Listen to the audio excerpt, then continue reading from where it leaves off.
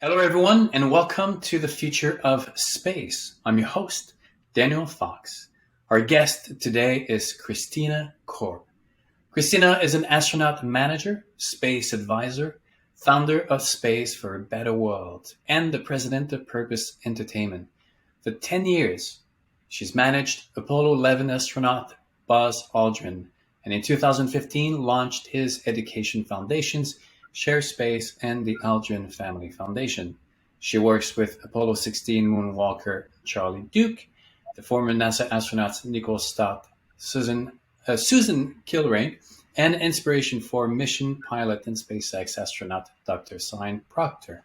Christina, it is a pleasure to have you on the Future of Space. Thank you, Daniel. Nice to see you. We got so much to talk about, but before we go there, could you share with us 3 words that capture the essence of space for you? Well, for me, it has to be Earth, Moon, Mars, are my 3 words. You wanna give a little bit more of a thought process why you came up with those 3 celestial beings? Yes. So for a long time, obviously, I'm an Earthling, and then I worked with the moonwalkers, and the moon was really become quite a central figure in my life. But then also for many, many years, going to Mars and Mars missions. I know more about Mars missions than I ever wanted to know. So Earth, Moon, Mars have really been where my orbits have been for the last 12 to 14 years. Now, you're an Earthling. If given the opportunity of going to the moon, would you take it? And if Mars presented itself, would you do it? I would absolutely go into the moon if and when it becomes possible for more people. I do not have any desire to go to Mars. Just because of the time commitment, or because for other reasons? Yeah, so I know more about Mars missions than even a lot of people who actually study Mars, because I heard about it all day, every day for years with Buzz Aldrin. So I know quite a bit about what the commitment is to go to Mars, and it's the mission is a long mission. Buzz always believed that if you were going to Mars, you were not coming back. Maybe people will be able to come back, but it is seriously like a several-year commitment at the very minimum. And because I'm a mom and I have kids, I'm not really willing to leave my children forever, and take that chance of forever. Where at least if you go to the moon, you can go do the moon in like 8 days and spend a good day and a half on the moon and come back and you're still all right timing wise. So it's a lot easier to rescue somebody at the moon than Mars. Christina, you've had a, a, a particular place in the space story, right? You started in the art world, and then you moved into the space world and managed Buzz Aldrin, and really got to hear and connect and experience what space represented for his generation, for the people that he involved, but also his place in the history, and of the past, of the present, and the future. What is for you the human story of going to space? Well, so first of all, I've always had this desire to explore. I think that a lot of people kind of are born with that. I knew when I was a little kid that I wanted to explore and that I wanted to go all over the world. And I think that it's just in our human nature, our curiosity to go and do something maybe that people have never done before, or see things that you've never gotten to see before. So I think humans just are that way anyway. We're going to go see what's on the other side of a valley. We're going to go to the highest mountain. We want to go to the bottom of the ocean and see what's there and see what we can learn. So going to space is just a natural progression of that, I believe. And I think that explorers shared this sense of wonder, or this sense of discovery, of wanting to see what's out there and learn more about we as humans, or how life originated and all of that. But so I think that I had this natural tendency to sharing this kind of vision of wanting to be a discoverer, an explorer. And then, but I will say, it wasn't the plan for my life to work with astronauts. It's not like I grew up thinking I'm going to work in space. I want to be an engineer or scientist or anything like that. My grandma always really loved astronomy.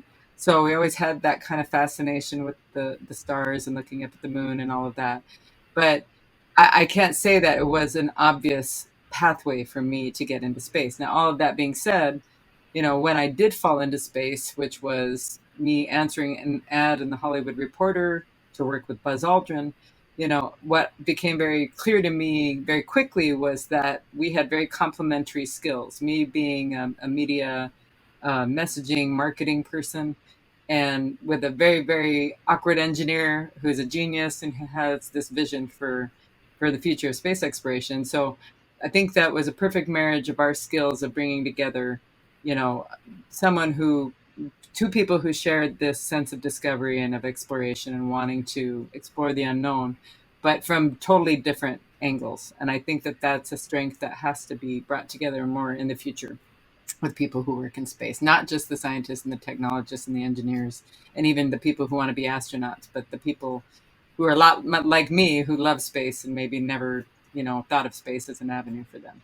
And what did you discover working with them that you didn't expect? What I mean, obviously, it was a job.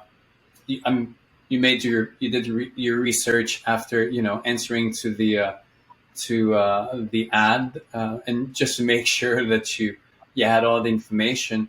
But getting the job and doing it for a long time, what was these unexpected discoveries that really made that journey so precious and incredible for you? Well, I think the biggest thing, number one, is I did not know when I started working with Buzz Aldrin that there were more than Neil Armstrong and Buzz Aldrin who walked on the moon. And I think that I'm not unlike a lot of average Americans or average people who did not, especially like the conspiracy theorists who say we didn't go to the moon, think that there was one moon landing. There were 6 moon landings. We went to the moon 9 times. So that was something I learned very early on, which was like, holy moly, I didn't know that we went to the moon 9 times. And then, of course, once you learn that, then it makes you curious about the rest. Like, well, why did we go to the moon 9 times? Like, what did we do there? And then, of course, being welcomed into this world of Apollo astronauts, the ones who actually carried out the missions, and then the people in mission control who, made the missions happen. The thing that I think probably has been the most surprising for me, though, is, you know, I've had many people say to me, astronauts are the elite humans. And sometimes people don't like this when I say it, but I say, no, they're humans. They're regular people when it comes down to it, but they share this sense of willingness to take a risk. And I think that that's a very admirable quality of people who are willing to put themselves out there and try again and not give up. So that was actually a pleasant surprise to me too, because as accomplished as many of these people are, when it comes down to it, they're humans. They're humans like the rest of us. They have a lot of the same flaws that the rest of us have, but they share this sense of willingness to take the risk, and it's something I really admire, and I guess I see in myself too, because a lot of people, when they would say, how'd you get this job, I would say, I applied for it, and they'd say, oh, I wouldn't even have the guts to do that. And that's the thing, is like, I figure, what have I got to lose? Put myself out there and got this amazing, incredible adventure. What did you discover that Buzz meant for? I mean, as you travel with him, and when I mean, obviously the audience changed through those years, changed or were different at different times. I'm pretty sure that Buzz also connected with a younger generation. So, what did he represent for the people of his time that witnessed his accomplishments on the moon, but also for the other generations who did not witness but know of him? So what did Buzz represent for them? Well, so first of all, I wasn't born when the moon landings happened. I don't know if you were either. And so I think that for the people who were alive, who remember it, it's a very special moment in history where, even though the moon landings were driven out of the space race, what it did was unite the world. And that's where I've been very privileged to have been the fly on the wall of the lives of the Apollo astronauts in many, many different countries, and see like this spark light up in someone's eyes when they talk about the moon landings and what it meant to them or what their memory was of it. And so, what I always say, those missions created the game changers of today. The people who are changing the world today, the Jeff Bezoses and the Elon Musk. I mean, Elon wasn't born either, but clearly he was influenced by that. The Google guy is Richard Branson. some of the people who are really making a huge change in the world, that was what lit their spark, was the Apollo moon landings. So, obviously Neil Armstrong, Buzz Aldrin, they have the most well-known names in the history books. So kids every year all over the world learn about the Apollo moon landings. And I think that that's something that young people, but there's a age gap that Lego calls the dark ages, which is like when teenagers hit a certain age until their mid 20s, where they don't care about certain things, they kind of lose them, they're, whatever, but then they come back to the things that really inspired them, like space. And so when I came on with Buzz, you know, he really knew that he had to try to connect to the young people, but he didn't really know how to do it. And that's where I thought, you know what, you've got to do things that are out of the box, that are not what other astronauts do or what other people expect you to do as an old Apollo moonwalker, and try to get the attention of these young people who I think are really fascinated by space. And that's why we created the Get Your Ass to Mars campaign, because that really threw people off to see like an icon like Buzz Aldrin, you know, get your ass to Mars. It's like not what people would expect from someone like him. But he really embraced it. He's always had a really good sense of humor. And that irreverence about himself and not taking himself too seriously, I think really helped get people interested in it. And then, of course, now in recent times, SpaceX and Elon Musk and what they're doing, the acceleration of space travel, is exciting people again, and sending people to space again from American soil. For a long time, I think people thought, well, I know people thought NASA ended. They thought it shut down because we had to send our American astronauts to Russia to launch to our space station. So I think it's an exciting time where young people now are paying attention again, because there's a lot of exciting things happening in space. And so I'm hoping that that continues. I think it will continue, but my mission, of course, is to try to invite more people like me, more women and more diverse people, to come and be a part of this ecosystem, the space ecosystem. Well, I think the fact that you and I, who are not space people, having this conversation proves a point that I think that the story, the dialogue is growing in reach and getting into places that maybe 5 or 10 years ago we would have not thought about that. Before we move on to what you're working on right now, I just want to finish with Buzz. Because when we think of astronauts, obviously, just like you said earlier, we think of these superhumans who can keep their cool in dangerous situations. They have athletic capacities that we think are unmatched. But she said also that Buzz was a genius, which is kind of not a term that we would associate with astronauts. We would think of the people who work at the consoles more geniuses. But why do you say that Buzz was a genius? Well, this has become kind of a mission of mine, because a lot of people don't realize about him. So like you were saying, the astronauts, the original selection was you had to be a test pilot. And so, meaning you had to be cool under pressure, you need to be able to test, really extreme environments, be able to handle heavy G's, not panic, be very cool under pressure. That's exactly what Neil Armstrong was like. And most of them were engineers. But the difference with Buzz was he was the first with a doctorate. And so when the space program had started, his friend Ed White, who was from Apollo 1, had applied. They'd gone to West Point together, and then they were fighter pilots together in Germany. And but Buzz went to MIT to get his doctorate in astronautics, and his friend Ed White had applied to be an astronaut and had got selected. Buzz applied, and he didn't get selected because he wasn't a test pilot. And so the first time he applied, he didn't get it. And then the thing was, though, that they, as the Hidden Figures movie showed, they were still trying to figure out trajectories. How do you get somebody back safely without them burning up in the atmosphere? And so what they also did not know how to do was rendezvous spacecraft. And so there was a guy named John Houbolt, who was a very brilliant engineer, who was the one who came up with the idea of launching multiple segments on one rocket, so you wouldn't need multiple rockets for every element that they would launch.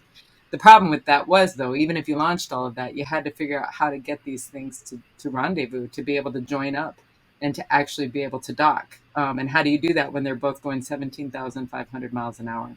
So Buzz's fighter pilot experience is what helped him figure that out. Is at MIT, his doctoral thesis was manned orbital rendezvous. It was about how using his fighter pilot experience of intercepting enemy aircraft to try to get somebody who's moving just as fast as you are to get them on the right trajectory so that you could dock. So when I say genius, is that he literally figured out the math of how you rendezvous spacecraft in orbit. And they use his method all the time now. At the space station, anytime they dock a spacecraft, that is Buzz Aldrin's method based on his MIT doctorate. But most people don't know that. And so when, it's one of those things where I always say to him, you may not get the credit till you're gone, because the heavy duty space geeks know that, but a lot of people outside don't understand that was his expertise. And so when he talked about Mars missions, it was about using gravity assist to swing around planets, figuring out the trajectory of being able to do it in such a way that it would swing you around so that it would set you on the right course to go to another planet. And again, this is the kind of thing that he could do in his head. He could do the math in his head and with intuition. And so I've met people at NASA Ames before who have said, who are PhDs, who do orbital dynamics, who understand, how to do this. But they've all said to me, you don't understand why he's our hero. We all have PhDs. We're all smart people, but we need the computer to do it. He can figure it out in his head. And not only that, he can figure it out with intuition in a way that nobody else has really ever been able to do. And even sometimes he suggested trajectories and people are like, it ain't gonna work. And he's like, just try it with this. And I've been a witness to this before where they've tried his method and then they're like, wow, it works and it saved this much time. And so that's why I say he's in a different category than the rest, and he doesn't really get the credit for his contribution, because first of all, I think it's something that maybe, once he's gone, maybe others can advocate for him, like I can, to try to get people to understand his contribution wasn't just that he was a lucky fighter pilot who got on Apollo 11 and got to walk on the moon, but what he figured out with his doctoral thesis was critical to the success of the Apollo missions and is critical to the way that we do space travel today and to the International Space Station. Well, I'm pretty sure that there will be a movie or a book, or there has to be a way to share with the world the impact and the knowledge that he brought into this major milestone that our species is about to take. Not only was he part of the first one on the moon, but I don't think, like the others that you've been with, we would not be here had it not been for that extremely important piece of the puzzle. Was there anything else that he envisioned, that he understood, that he brought to the table that's going to be defining as we move maybe to Mars or to the moon? Well, he has a whole plan for having a permanent presence on Mars, and not everybody agrees with it. We went and met with Elon Musk one time to try to show him, and he did not want to see it.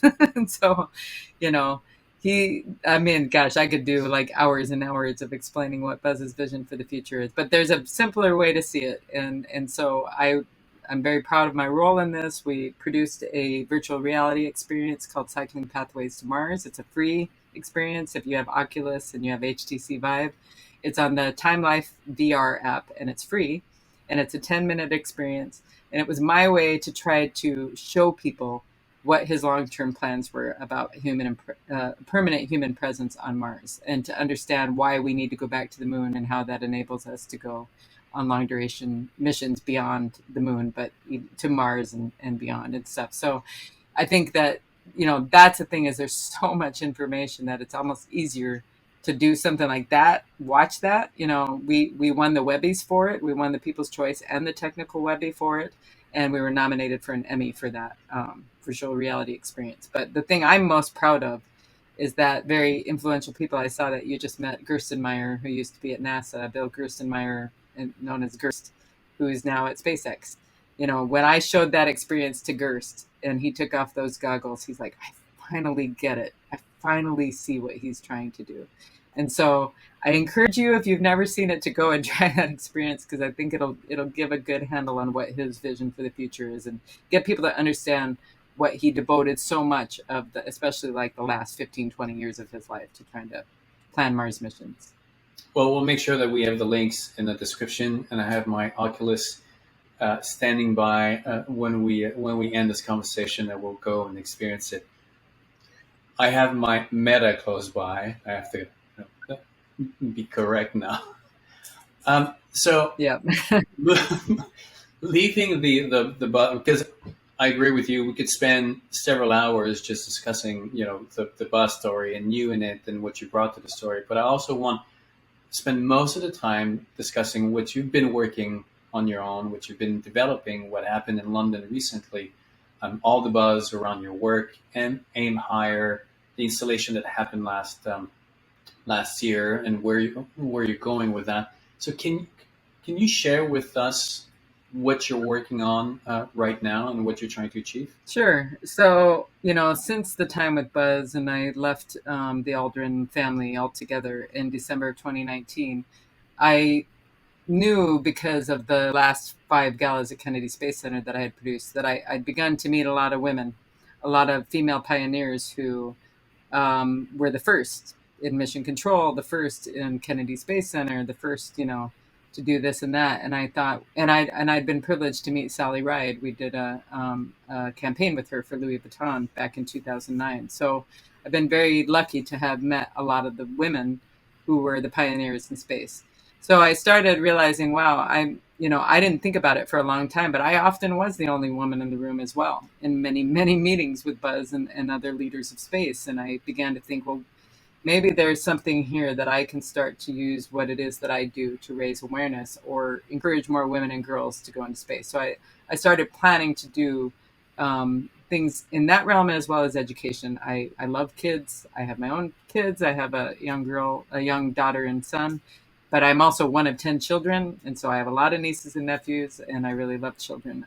So I wanted to do a lot of things to try to inspire young people through what I've learned and this perspective that I have of being so deep in the space world. So I then focused on women's diversity, inclusivity, equity type of projects for the past couple of years. And I decided after going to Atlanta a few times, I had so many people ask me, has there ever been a Black astronaut? And so of course I know Mae Jemison. I've known her for a really long time. But I thought, you know what? I want to show people in this community the second Black woman who went to space. I want to showcase that she's got the most days in space of any Black woman. She's been to space 3 times, and she's still a current NASA astronaut. And her name is Stephanie Wilson, and she should be a household name, but she's not. But more than anything, I really wanted to do a giant art project to try to get people's attention. And then I partnered with Atlanta Public Schools and Georgia Tech, and using big art statements to get people's attention about a real person, but then hopefully also showcase in the community what's possible for pathways for them to go into space. So that's one part of what I'm doing, and through my new nonprofit, Space for a Better World. And then what I really, really want to try to do in my new tagline is connect the space curious with the space serious, because I am deep in space. I deal with the most serious people doing big, big, big things in space. I know a lot of them, the astronauts and people at space agencies, but I also still have like half of my life still in entertainment, media, and mainstream, and all of my friends and my family. And I've dealt with a lot of major brands who've done a lot of big space themed activations, who are not necessarily technical people, but they love the wonder of space. And so I joined forces with Nicole Stott, who's a NASA astronaut, has the Space for Art Foundation. We have a very joint shared mission. I call her my partner in purpose, and using art to try to inspire people, art and the wonder of space exploration. So we're partnered on a lot of projects, and we're trying to do some messaging together that tries to get people outside of space understand what's going on in space, or how it relates to them, how it benefits their life, that sort of thing. The gala I just did in London was to celebrate the 50th anniversary of Apollo 16, with the 10th man to walk on the moon, Charlie Duke. But then I also really wanted it to not just be about celebrating a past event. There's a JFK quote that I love, which is, "We celebrate the past to awaken the future." So while celebrating this historic anniversary, I really want to look to the future and what has transpired and then what's coming up. And so at that event, we had 11 astronauts, including 6 female astronauts. I have to say, for me, it's probably the only event I've ever been at. There's more female astronauts than male astronauts. So I was really excited to do that, and I love the camaraderie between the female astronauts, and so I want to do more of that. I might be doing the 50th anniversary of Apollo 17. I don't know. We'll see. Working on it, but working on some more outreach projects coming up through Space for a Better World. The Aim Higher project is kind of more the inspiration of trying to inspire young people to aim higher for their dreams. The moon landings, I think, are the perfect example of aiming higher than just the sky, aiming for the moon, aiming for beyond, and what that means. So not just aiming for one particular goal, but aiming higher than maybe you thought was possible for you before. So that's the spirit of Aim Higher.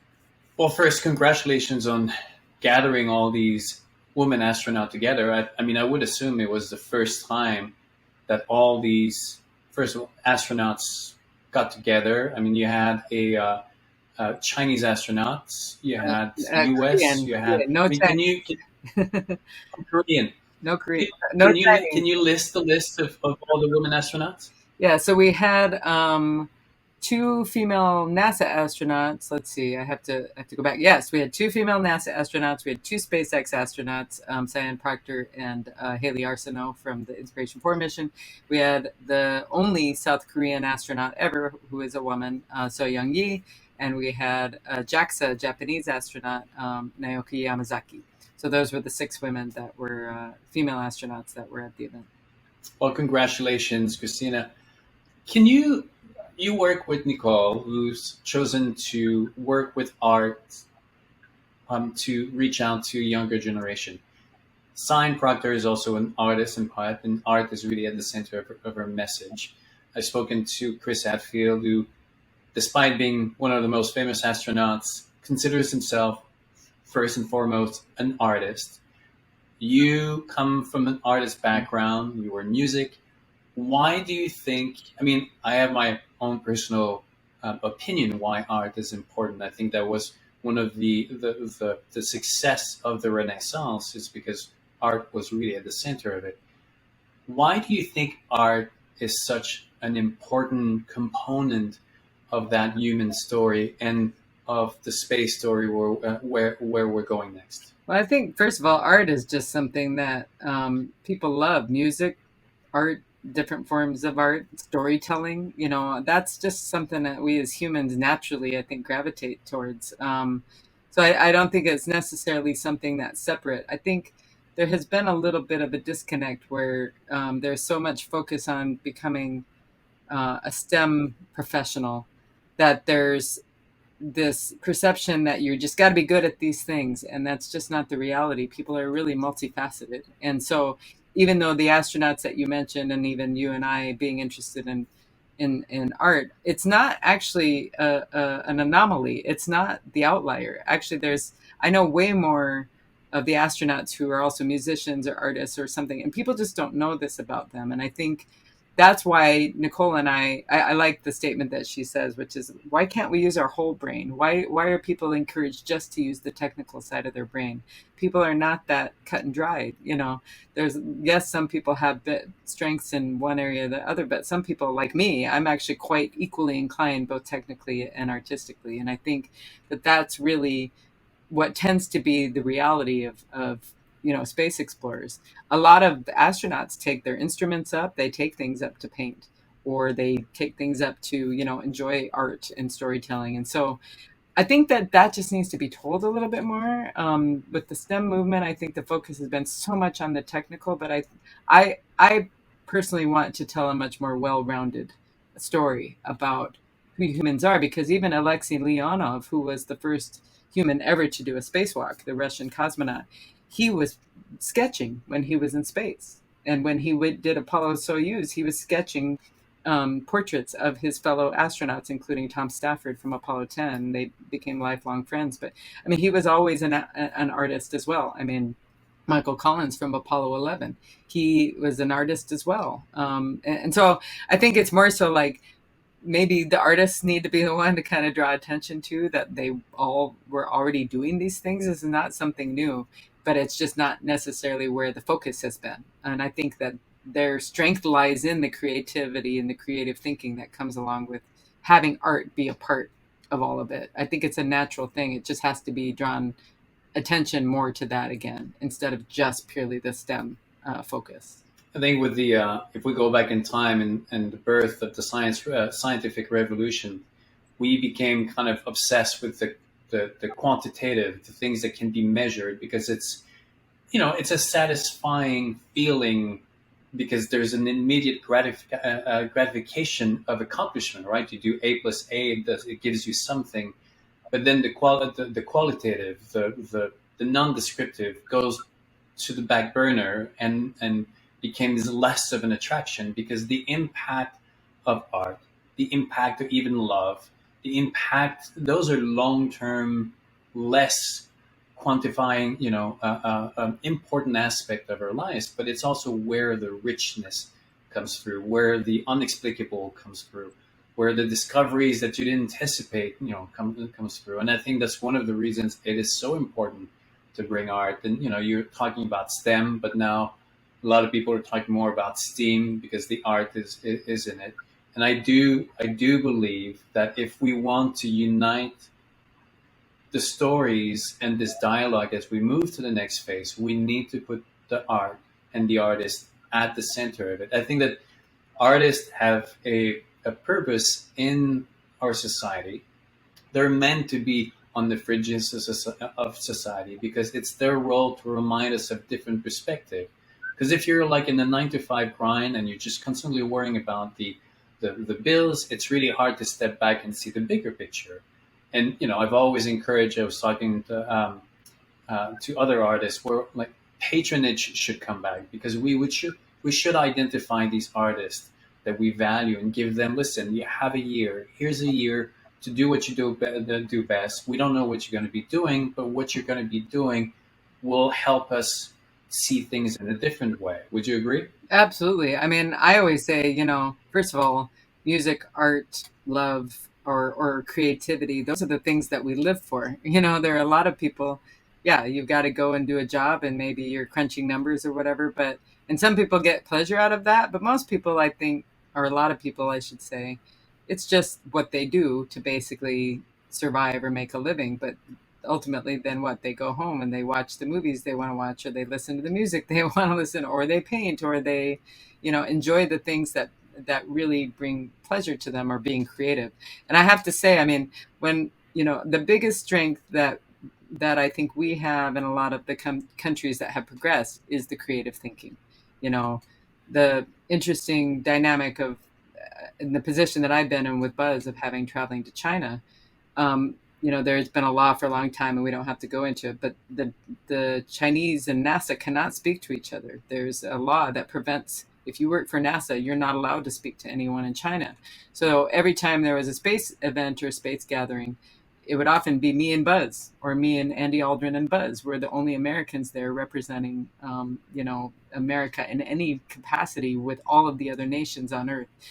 And we had a meeting with Yang Liwei, who's the head of the Chinese space program, human space flight program. And he said to us, look, we know in our culture, we do not we do not promote creativity. We promote getting the numbers right, learning by rote, figuring out how to do something and do it really, really well, and maybe even taking something that someone else has created and enhancing it or improving it technically. But we don't promote creative thinking and open free thinking. And so we struggle with coming up with new ideas. We can copy what others do, but we struggle to think of something new ourselves. And I think that's a really important message for people to understand, that you can't just focus on the technical. You really need to promote free thinking and creative thinking and doing something that nobody's ever done before. It's kind of the crazy people who have led us down a path of discovering something we never knew how to do before. And I think, that's where, again, we've got to get back to that, like you were saying, to letting people just create without an end goal, like see what they can come up with, and letting their minds wander. There's been stuff in the past few years about the value of letting a kid be bored.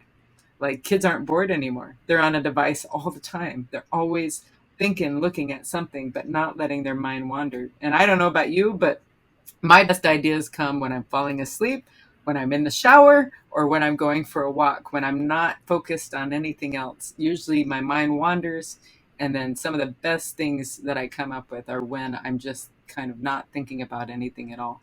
So I think, that's something that we have to kind of, and I'm guilty of this. I'm a workaholic. I have even got to give myself more time to try to just, let my mind wander to come up with some new things, because we just get so busy just trying to get so many things done. But if we could let ourselves just be, I think that we would actually come up with a lot more interesting brand new ideas. And the other thing, of course, is being in nature, being outside and seeing beautiful things that are just naturally in nature, I think promotes a lot of creative thinking too.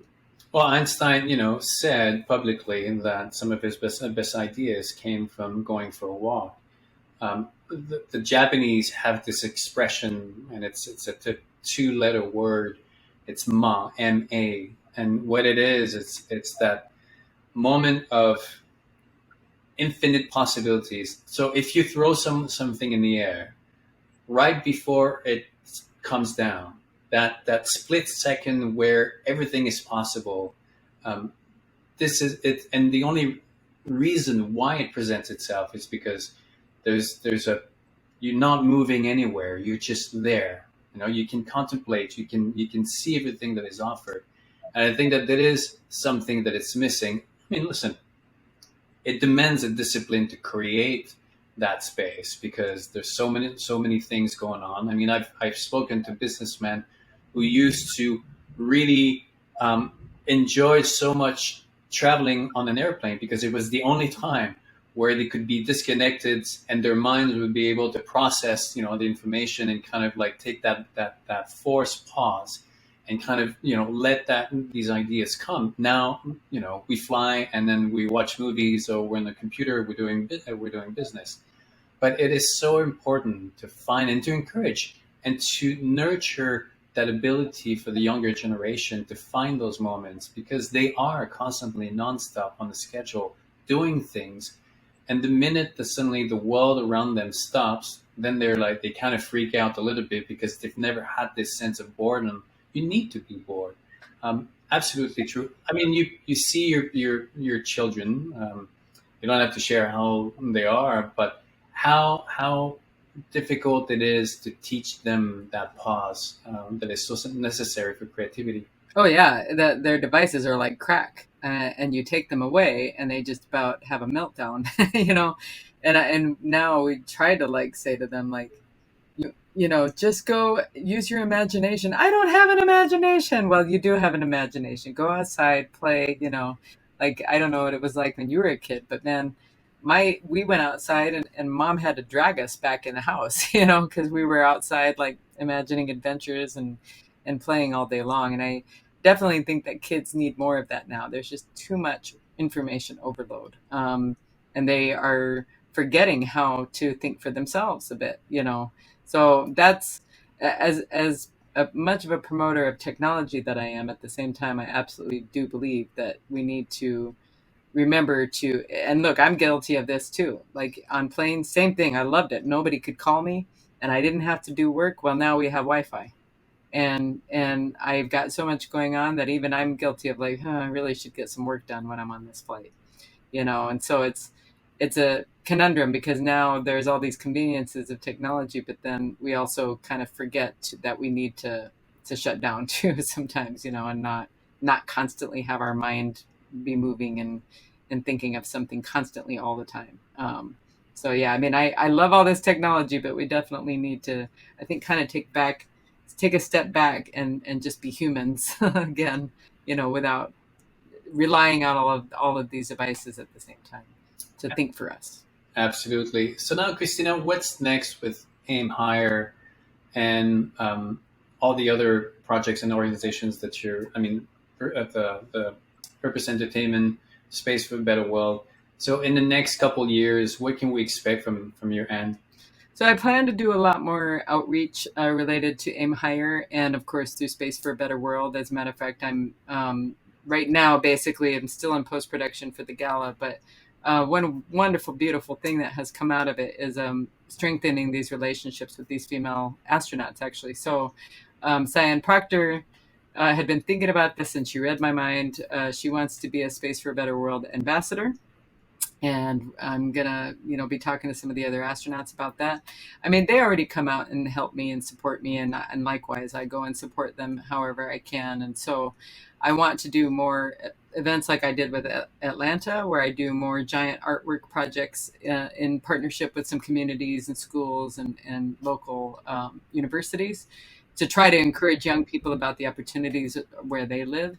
And then I probably, when I did London, they were calling the gala, because we had an award ceremony, the Space Oscars. So I think, well, I guess maybe I'll start doing the Space Oscars every year. So we'll try to figure that out as well. But what I'm looking forward to the fall here is maybe doing a couple more astronaut escorted zero gravity flights, and then also potentially doing the 50th anniversary of Apollo 17. I mean, there's only one left, one more 50th anniversary of the Apollo missions. And so hopefully if that comes about, then I'll be planning for something like that in December. But my long-term vision, though, is to try to, like I said, connect the space curious with the space serious. I really want to try to create content and do some storytelling and some translating of space to people outside of the space world, to hopefully encourage more people to see a place for them within this. Because this, as I said before, this was not the plan for my life.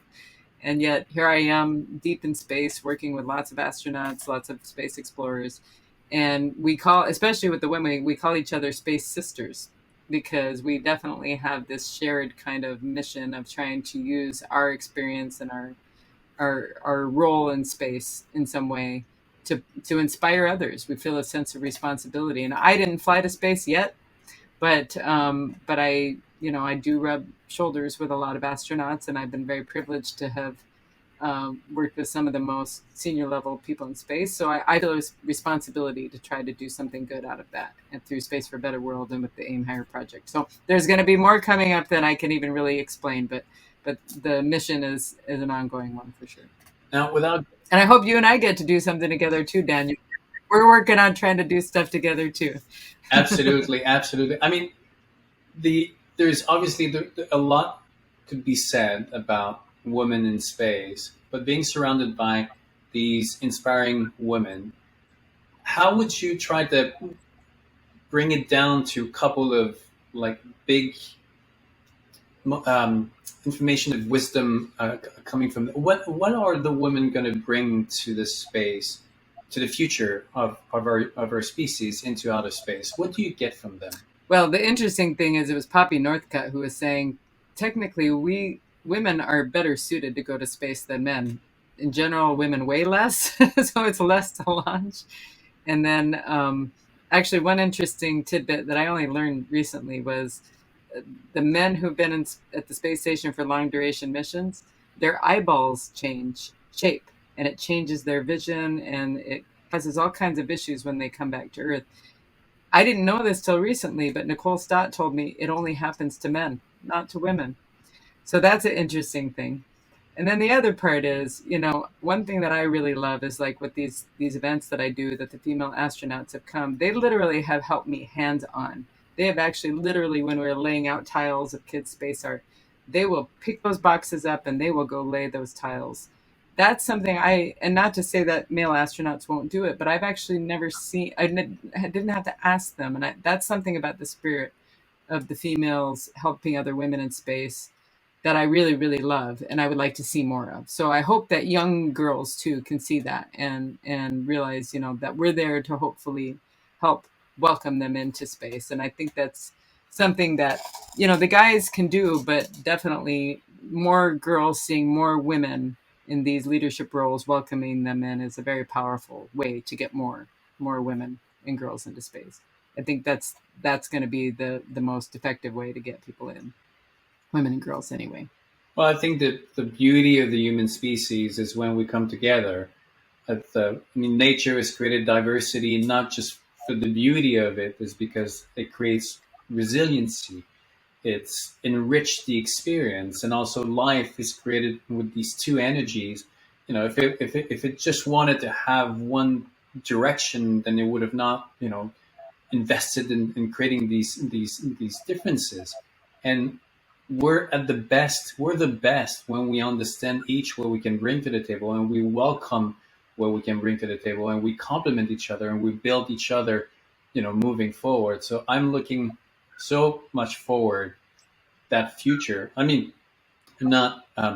Don't call me naive. I'm not a naive person. I'm an extremely realist. I understand the problems that we have today, but I'm extremely hopeful um, as we move forward because there's a lot of greatness that's coming, and the women are at the center of it, and the men are part of that dialogue.